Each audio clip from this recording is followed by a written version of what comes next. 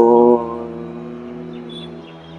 ಜ್ಞಾನಾನಂದಮಯಂ ದೇವಂ ನಿರ್ಮಲಸ್ಫಟಿಕಾಕೃತಿಂ ಆಧಾರಂ ಸರ್ವವಿದ್ಯಾನಾಂ ಹಯಗ್ರೀವಮುಪಾಸ್ಮಹೇ. ಶ್ರೀ ಗುರುಭ್ಯೋ ನಮಃ. ಹರಿ ಓಂ. ಸಂಪ್ರಶ್ನ ವೇದಿಕೆಗೆ ತಮಗೆಲ್ಲ ಹೃತ್ಪೂರ್ವಕವಾದ ಸ್ವಾಗತ. ಪರಿಮಳ ಮುಳುಗುಂದವರು ಒಂದು ಪ್ರಶ್ನೆ ಕೇಳಿದ್ದಾರೆ.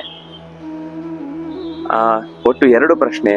ಅದರಲ್ಲಿ ಒಂದು, ನಮ್ಮ ನಿತ್ಯದ ಅನುಷ್ಠಾನ ವೇದ ಅಂತ ನಮ್ಮ ಹೆಸರು ಹೇಳಿದ್ರೆ ಅದಕ್ಕೇನ್ ಸಂಬಂಧ, ಯಾಕದನ್ನ ನಾವು ಹಾಗೆ ಹೇಳಬೇಕು, ಮತ್ತು ಆ ವೇದಕ್ಕೆ ಸಂಬಂಧಪಟ್ಟ ಉಪಕರ್ಮವನ್ನ ಅನುಷ್ಠಾನ ಮಾಡುವುದಕ್ಕೆ ಹೇಗೆ, ಅದನ್ನು ಗುರುತಿಸುವುದು ಹೇಗೆ ಅಂತ.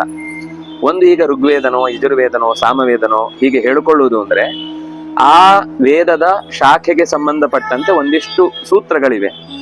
ಅದರಲ್ಲಿ ಹೇಳಿದ ಕ್ರಮದಲ್ಲಿ ನಮ್ಮ ನಿತ್ಯಾನುಷ್ಠಾನಗಳನ್ನು ಮಾಡುವಂಥದ್ದು, ಮತ್ತು ಅಲ್ಲಿ ಹೇಳಿದ ಮಂತ್ರಗಳನ್ನ ಅಥವಾ ಅದಕ್ಕೆ ಸಂಬಂಧಪಟ್ಟಂತಹ ಉಪವೇದಗಳಿಗೆ ಏನೇನು ಆ ಸಂಸ್ಕಾರಗಳನ್ನು ಹೇಳಿರ್ತಾರೆ ಅದನ್ನ ಆಚರಣೆ ಮಾಡುವುದು ಅಂತ. ಅಂದ್ರೆ ಕೆಲವೊಮ್ಮೆ ಸಂಸ್ಕಾರದಲ್ಲಿ ಋಗ್ವೇದದವರಿಗೆ ಒಂದು ವಿಧಾನ, ಯಜುರ್ವೇದದವರಿಗೆ ಒಂದು ವಿಧಾನ, ಸಾಮವೇದದವರಿಗೆ ಒಂದು ವಿಧಾನ ಅಂತ ಇರುತ್ತೆ.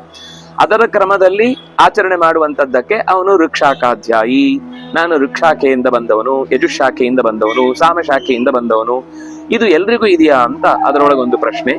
ಎಲ್ರಿಗೂ ಇದೆ ಅಂದ್ರೆ ಎಲ್ರಿಗೂ ಇದೆ.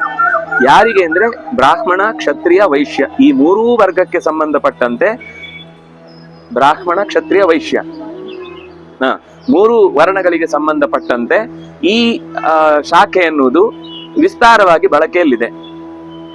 ಅಂದ್ರೆ ಈ ಅದಕ್ಕೆ ಸಂಬಂಧಪಟ್ಟ ಋತ್ವಿಜರು, ಗೋತ್ರ ಪ್ರವರ್ತಕರು ಯಾರಿದ್ದಾರೋ ಅವರು ಹಾಕಿಕೊಟ್ಟಂತಹ ಕ್ರಮದಲ್ಲಿ ಅದನ್ನ ನಿತ್ಯಾನುಷ್ಠಾನಕ್ಕೆ ತರ್ತಾರೆ. ಹಾಗಾಗಿ ಈ ಅಂಶದಲ್ಲಿ ಉಪಕರ್ಮ ಅಂದ್ರೆ ಆ ವೇದಕ್ಕೆ ಸಂಬಂಧಪಟ್ಟ ಅಧ್ಯಯನವನ್ನ ಮಾಡ್ಲಿಕ್ಕೆ, ಮರು ಅಧ್ಯಯನ ಮಾಡ್ಲಿಕ್ಕೆ ಅದೊಂದು ದಿನ ಉಪಕರ್ಮ ಅಂತಂದ್ರೆ. ಉತ್ಸರ್ಜನ ಮತ್ತು ಉಪಕರ್ಮ ಅಂತ 2 ಇದೆ. ಸಾಮಾನ್ಯ ಇವತ್ತು ಉಪಕರ್ಮ ಮಾತ್ರ ಉಳ್ಕೊಂಡಿದೆ. ಉತ್ಸರ್ಜನ ಅವತ್ತೇ ನಡೆದು ಹೋಗುತ್ತೆ. ಮೊದಲು ಉತ್ಸರ್ಜನೆ ಮಾಡಿ ಆಮೇಲೆ ಉಪಕರ್ಮ ಮಾಡ್ತಾರೆ. ಶ್ರಾವಣ ಮಾಸದ ಶುಕ್ಲ ಪಕ್ಷದಲ್ಲಿ ಯಾವ ದಿವಸ ಶ್ರವಣ ನಕ್ಷತ್ರ ಬರುತ್ತೋ ಅವತ್ತು ಋಗ್ವೇದದ ಉಪಕರ್ಮ ಮಾಡ್ತಾರೆ. ಅದೇ ಶ್ರಾವಣ ಮಾಸದ ಹುಣ್ಣಿಮೆಯ ದಿವಸ ಯಜುರ್ವೇದದ ಉಪಕರ್ಮ ಆಗುತ್ತೆ.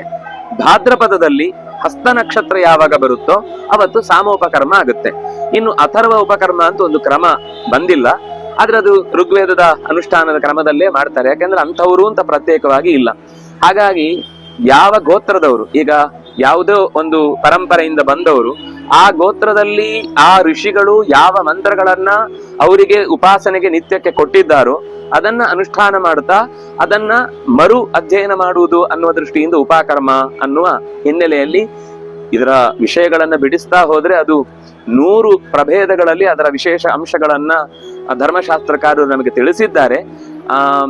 ಅದರ ಬಗ್ಗೆ ಅಧ್ಯಯನ ಮಾಡ್ಲಿಕ್ಕೆ ಹೋದ್ರೆ ಒಂದು ಜನ್ಮ ಆಗುವಷ್ಟು ವಿಶೇಷ ಸಂಗತಿಗಳನ್ನ ವಿವರಿಸಿದ್ದಾರೆ.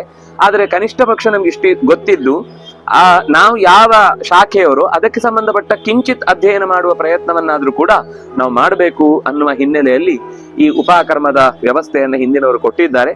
ಅದನ್ನು ಅನುಷ್ಠಾನ ಮಾಡೋಣ. ಅದನ್ನು ಇವತ್ತು ರೀಲರ್ನ್ ಅಂತ ಹೇಳ್ತಾರೆ. ಅದನ್ನು ಉಪಕರ್ಮ ಅನ್ನೋ ಶಬ್ದದಿಂದ ಪ್ರಾಚೀನರು ಹೇಳ್ತಾ ಇದ್ರು ಅಂತ ನಮ್ಗೆ ಅರ್ಥ ಆಗುತ್ತೆ. ನಮಸ್ಕಾರ.